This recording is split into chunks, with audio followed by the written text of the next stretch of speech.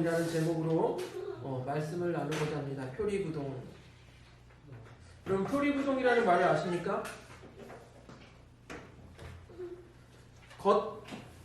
겉표, 표리, 안일불, 같을 똥이라는 한자를 쓰는 사자성어로서요. 그 겉과 속이 다르다는 뜻이에요. 겉과 속이 다르다. 즉 사람들 앞에서 보여주는 모습과 그 다음에 뒤에서 자기 속마음이 일치하지 않는 것을 가리킵니다. 그래서 우리는 겉과 속이 다른 사람을 무엇이라고 말하죠? 위선자라고 말합니다. 위선자. 특히 표리부동한 모습을 가장 많이 보게 되는 것이 바로 정치인들입니다. 국민들 앞에서는 온갖 좋은 말을 다 얘기해놓고서는 뒤에서는 자기들 이익만 취하는 그런 모습을 보게 됩니다. 그리고 또한 종교 지도자들에게서도 표리부동한 모습을 보게 됩니다. 우리가 종교 지도자를 보는 그 자체가 무엇으로 봅니까? 뭔가 우리와는 다른 어떤 거룩한 존재, 뭔가 다른 존재로 보지 않습니까? 그렇지만 그러나 그들에 관한 돈에 관련된 스캔들, 또한 성에 관련 스캔들을 이렇게 우리가 언론을 통하여 접하게 될 때는 어떻게 됩니까? 더욱 실망이 더 큰 거예요. 우리가 거룩하겠지 이렇게 믿는 것만큼 그 실망이 더욱 커지는 거예요. 그래서 제가 항상 말씀드리는 것이 목사도 사람이다. 저도 목사지만 사람이다. 사람이 실수할 수 있고 죄를 범할 수 있다. 사람을 바라보면 낙심할 수밖에 없다. 사람을 보지 마라. 그러니까 목사라는 존재를 특별하게 보지 말라는 것입니다. 예. 그냥 사람이고 우리 다 같이 하나님 안에서 형제고 자매고 쓰임받는 존재인 거예요. 그래서 저는 이렇게 생각합니다. 항상 자기 자신은 되게 거룩하고 죄가 없고 깨끗하고 또한 특별한 능력이 막 있는 것처럼 그렇게 포장하고 선전하는 사람들 치고 끝이 좋은 사람을 거의 못 봤어요. 네. 왜냐면 자기가 점점 높아지려고 하기 때문이에요. 그렇다면 우리 그리스도인들은 어떠한 삶을 살아야 될까요? 겉과 속이 같은 삶, 겉과 속이 다른 삶, 어떠한 삶을 살아야 될지 오늘 말씀을 통하여 우리가 한번 보길 원합니다. 오늘 말씀은 예수님께서 로마 총독 빌라도 앞에 끌려가 신문을 받는 장면에 대해서 나오고 있습니다. 여러분 다 아시다시피 우리가 가룟 유다, 배신자 가룟 유다를 통하여서 예수님은 잡혀가셨어요. 체포되셨어요. 그리고 전 대제사장인 안나스에게 끌려갔습니다. 그 안나스에게 끌려가서 신문받고 베드로가 3번 부인하는 것을 지난주에 제가 말씀을 드렸는데 중간에 생략되어 있지만 전 대사장 가야바에게 끌려가고 나서 이제 지금 전 대사장 안나스에게 끌려간 후에 실제 지금 대제사장인 가야바에게 끌려가는 장면이 말씀에는 생략되어져 있습니다. 근데 그 장면에서 뭐가 있냐면 지금 현 대사장에게 끌려갔기 때문에 이제 산헤드린 공회가 모였어요. 모여서 무엇을 합니까? 이 예수라는 자를 어떻게 할까? 산헤드린 공회에서는 이 예수라는 자를 신성 모독죄로 확정을 하고 그 다음에 어떤 결의를 합니까? 사형에 처할 것을 결의를 합니다. 그래서 산헤드린 공회에서 사형에 처할 것을 결의를 하고 이제 아까 우리 말씀에도 보았지만 이들은 처형할 권리가 없어요. 그래서 로마 총독 빌라도에게 끌고 가는 거예요. 그래 로마 총독에게 끌려갔는데 여기서 첫 번째 표리부동한 모습이 드러나게 됩니다. 요한복음 18장 28절을 우리가 같이 보겠습니다. 18장 28절 같이 읽습니다. 18장 28절 시작. 그들이 예수를 가야바에게서 관정으로 끌고 가니 새벽이라. 그들은 더럽힘을 받지 아니하고 유월절 잔치를 먹고자 하여 관정에 들어가지 아니하더라. 아멘.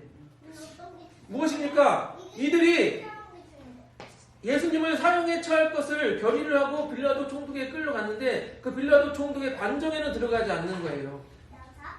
이 문에 들어가지 않는 거예요. 왜 안 들어갑니까? 더러워진다. 자기들이 더러워진다. 왜 그러냐면 이 유대인들은 자기들의 선민 사상이 강했어요. 그리고 유대인이 아닌 사람들은 전부 이방인으로서 더러운 존재예요. 그렇기 때문에 유월절 전에 이방인의 뜰에 들어가서, 즉 로마 총독 이방인의 관정에 들어가서 자기들이 더럽혀지는 것을 원하지 않았다는 거예요. 그런데 아이러니하게도 그렇게 유대인들 지도자들이, 유대 종교 지도자들이 더럽게 생각하는 로마 총독에게 자기들은 지배를 받고 있는 거예요. 너무 웃기죠? 자기들은 정작 정결하기 위해서 로마 총독 관정에도 들어가지 않습니다. 하지만 그들의 마음속에는 온갖 더러움이 가득해요. 그 더러운 죄악 때문에 예수님을 또 십자가에 못 박기도 한 것이죠. 그 마음속에 온갖 더러운 것이 있으면서 겉으로는 정결한 척, 깨끗한 척 하고 있는 거예요. 그래서 오죽하면 예수님께서도 마태복음 12장 34절 넘겨줘 보세요. 마태복음 12장 34절에 이렇게 말씀하십니다. 우리 같이 읽습니다. 시작. 독사의 자식들아, 너희는 악하니 어떻게 선한 말을 할 수 있느냐? 이는 마음에 가득한 것을 입으로 말합니다. 마음에 뭐가 가득하다고요? 악한 것이 가득하기 때문에 선한 것을 말할 수 없고 악을 말할 수밖에 없다라고 말하는 거예요. 즉 예수님께서도 유대의 종교 지도자들이 겉으로는 거룩한 척, 겉으로는 정결한 척 하지만 그 속에는 악이 가득하다라고 예수님께서 말씀하고 있는 거예요. 표리부동한 모습을 보이고 있죠. 겉과 속이 다른 모습. 그리고 두 번째 표리부동한 모습은 다음 말씀에 나타나 있습니다. 우리 요한복음 18장 30절 우리 같이 보겠습니다. 18장 30절 시작. 대답하여 이르되 이 사람이 행악자가 아니었더라면 우리가 당신에게 넘기지 아니하였겠나이다. 예, 무슨 말씀이냐면 빌라도가 물어요. 야, 니네 왜 이 사람 끌고 왔냐? 그랬더니 예수님을 뭐라고 얘기합니까? 행악자라고 소개하고 있는 거예요. 행악자이기 때문에 우리가 고발한다. 이렇게 고발하고 있는 거예요. 여러분, 예수님께서 행악자입니까? 악을 행하셨습니까? 성경 어디를 봐도 예수님께서 악을 행했다는 말씀은 없습니다. 예수님께서는 어떻게 하셨어요? 병자를 돌아보아서 병자들을 어떻게 해서요? 고쳐주셨어요. 가난한 자를 돌아보아서 그들에게 복음을 전해주셨어요. 예수님을 행악자라고 하는 것은 말이 되지 않습니다. 그런데 이 유대 종교 지도자들은 예수님을 행악자라고 고발하고 있는 거예요. 그래서 우리는 이 행악자라고 고발하는 의미를 잘 생각해 보아야 합니다. 로마는요, 자기 식민지에 대해서 특별히 종교, 식민지의 문화와 종교에 대해서는 터치를 하지 않았어요. 그러니까 종교 문제에 대해서는 터치를 하지 않았어요. 그런데 이 유대 종교 지도자들은 산헤드린 공회에 모여서 뭐라고 정했습니까? 예수님을 신성모독죄다. 그래서 사형에 처해야겠다. 이렇게 정했어요. 그런데 빌라도에게 가서 이 예수라는 자는 신성모독죄입니다. 고발해봤자 소용이 없는 거예요. 왜요? 로마는 종교에 관하여 터치하지 않기 때문이에요. 그러니까 이 사람들은 꼼수를 써서 뭐라고 합니까? 행악자, 즉 반역자라고 말하는 거예요. 로마에 대한 반역자. 즉 여기서 고발하는 행악자가 로마에 대한 반역자입니다 라고 고발하고 있는 거예요. 그렇기 때문에 빌라도가 첫 번째 예수님을 신문할 때도 이렇게 말합니다. 우리 33절 보세요. 요한복음 18장 33절 18장 33절 같이 읽습니다. 시작. 이에 빌라도가 다시 관정에 들어가 예수를 불러 이르되 내가 유대인의 왕이냐. 무엇입니까? 유대의 지도자들이 관정에 들어가지 않으려고 하니까 예수를 데리고 관정에 들어갔어요. 거기서 물어봅니다. 네가 유대인의 왕이냐?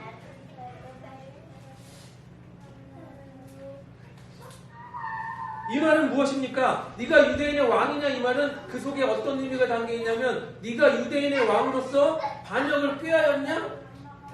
로마에 대해서 반역을 꾀하였냐? 이 의미가 포함되어 있다고 생각되어집니다. 그렇습니다. 그 유대 종교 지도자들은 분명 예수님을 신성 모독으로 사형에 처해야겠다고 결정을 내렸어요. 하지만 로마 총독에게 그 신성 모독이라는 죄목이 먹혀 들어가지 않을 것을 안 이들은요 반역죄로 고발한 거예요. 얼마나 표리부동한 모습입니까? 겉과 속이 다른 거예요. 자신들은 거룩한 척하면서 자신들의 목적을 이루기 위해서는 정의도 공정도 바른 방법도 없는 거예요. 그래서 반역죄로 고발한 것입니다. 유대 종교 지도자들은요 정작 자신들은 하나님의 백성이라고 자처하고 있습니다. 하지만 실상은 마귀에게 속하여 있는 거예요. 즉 자신들은 날마다 우리는 하나님의 백성입니다 떠들고 다니지만 정작 실상은 마귀에 속한 사단의 백성인 거예요. 여러분 우리 이 말씀 들어봤잖아요. 마귀는 거짓의 압이다. 마귀는 거짓의 압입니다. 그러니까 이들은 거짓말을 하는 거예요. 위선적이고 거짓말을 계속 하는 거예요. 이러한 이유로 우리 하나님의 백성이라고 말하는 우리들, 그리스도인이라고 말하는 우리들은 거짓말을 해서는 안 돼요. 거짓말은 입에 담아서도 안 되고 선한 거짓말이라고 할지라도 될 수 있으면 거짓말을 하지 않기를 바랍니다. 세 번째 표리부동한 모습은 바로 빌라도의 판결에 있습니다. 빌라도는 관정에 들어가서 예수님을 신문합니다. 내가 유대인의 왕이냐? 예수님께서는 요한복음 18장 34절에 이렇게 답하세요. 우리 34절 같이 봅니다. 34절 같이 읽습니다. 시작. 예수께서 대답하시되 이는 내게 스스로 하는 말이냐 다른 사람들이 나에 대하여 내게 한 말이냐. 예. 예수님께서 빌라도에게 핵심을 찌르는 질문을 던지시는 거예요. 야, 그 네가 질문한 것이 네 생각이냐 아니면 다른 사람들의 생각이냐?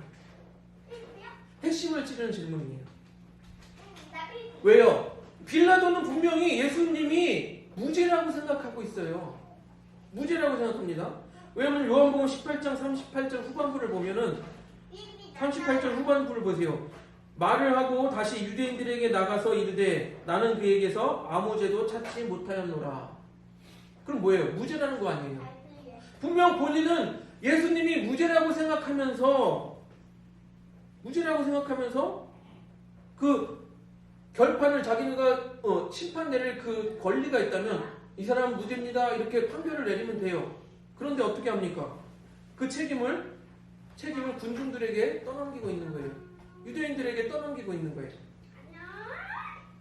우리 18장 39절을 보세요. 같이 읽습니다. 18장 39절 시작. 6월절이면 내가 너에게 한 사람을 놓아주는 전례가 있으니 그러면 너희는 내가 유대인의 왕을 너희에게 놓아주기를 원하느냐 하니. 예.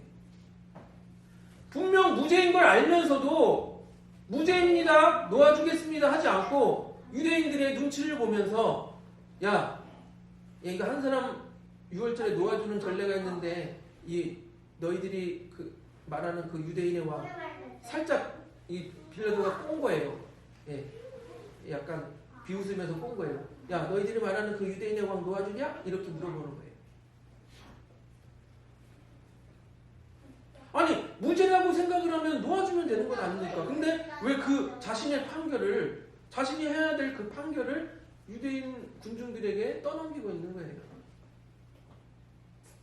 그래서 예수님께서 빌라도에게 핵심을 찌르는 질문으로 야, 네 생각이냐? 다른 사람들이 너에게 한 말이냐? 이렇게 묻는 거예요. 여러분, 빌라도는요 자신의 속에는 예수님이 무죄다라고 생각하고 있었어요. 그런데 겉으로 똑같이 표현했습니까? 아니죠. 겉으로는 무죄라고 판결에 놓아주지 않고 군중의 분위기에 휩쓸려서 예수님을 십자가에 못 박는 데까지 이르게 된 거예요. 군중들이 바라바를 외치니 그 바라바를 놓아준 거예요. 역시 이것도 겉과 속이 다른 표리부동한 모습이죠. 오늘 저는 지금까지 오늘 본문 말씀을 통하여서 표리부동한 모습을 말씀을 드렸어요. 그러면 우리 그리스도인들은 어떻게 살아야 할까요? 겉과 속이 같은 모습으로 살아야겠다는 생각이 듭니다. 세상 사람들도요, 우리 그리스도인을 보면은 겉과 속이 같은 모습을 기대해요. 아, 그리스도인들은 겉에도 거룩하고 그 삶도 거룩해. 그런 모습을 기대합니다. 그러나 수많은 그리스도인들이 겉모습은 그리스도인일지 모르지만 속은 그렇지 않아요. 속은 악한 것들로 가득 차서 살아가고 있는 게 우리의 모습인 것이에요. 그렇기 때문에 겉과 속이 다른 교회들을 비판하는 기사만 뜨면 사람들이 떼거지로 몰려와서 댓글을 답니다. 뭐라고 댓글을 답니까? 야, 그런 너희들이 믿는 하나님 나는 안 믿으란다. 니네나 실컷 믿어라. 너희들이 삶이 그따위인데 그런 너희들이 믿는 하나님은 나도 안 믿으란다. 니네나 실컷 믿어라. 이게 그들의 마음인 거예요.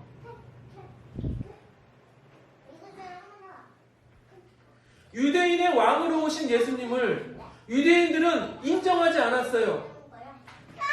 그렇기 때문에 예수님을 빌라도에게 고발하고 그리고 십자가에 못 박게 한 것입니다. 우리도요, 예수님은 우리 삶의 왕으로 모시지 않으면 유대인들과 똑같은 잘못을 하는 거예요.